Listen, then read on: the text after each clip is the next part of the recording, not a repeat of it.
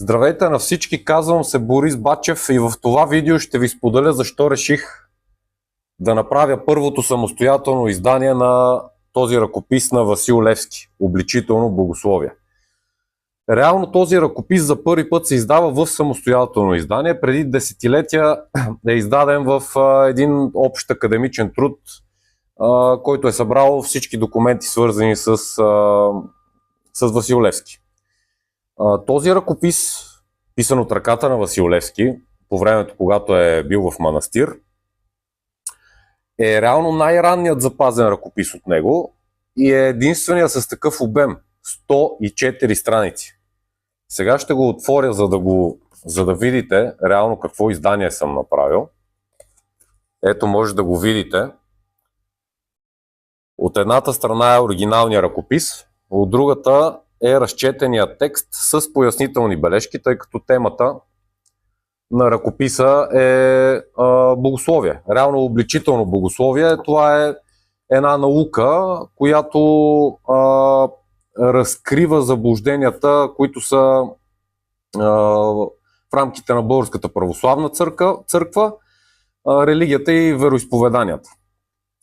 И изключително интересен ръкопис.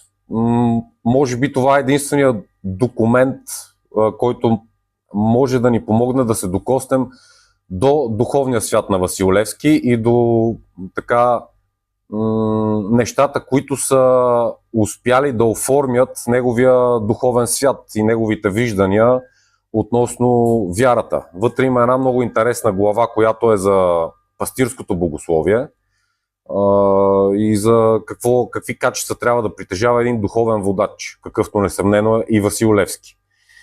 И съм убеден, че на всеки един човек ще му бъде изключително безценно да се запознае с този ръкопис. Това е причината да го издам, тъй като вярвам, че всеки българин трябва да притежава този документ.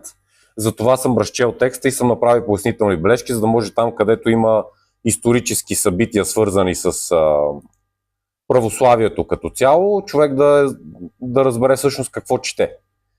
Ето, реално е 208 страници цялата книга излезе, тъй като 104 страници е ръкописа и 104 страници са разчетените текстове. Може да поръчате на линка, който е в биото на профила ми, levski.budителите.com. Ако някой има въпроси, да пише коментари под видеото. Може да се абонирате за канала под прицел с мен Борис Бачев. Чао и до скоро!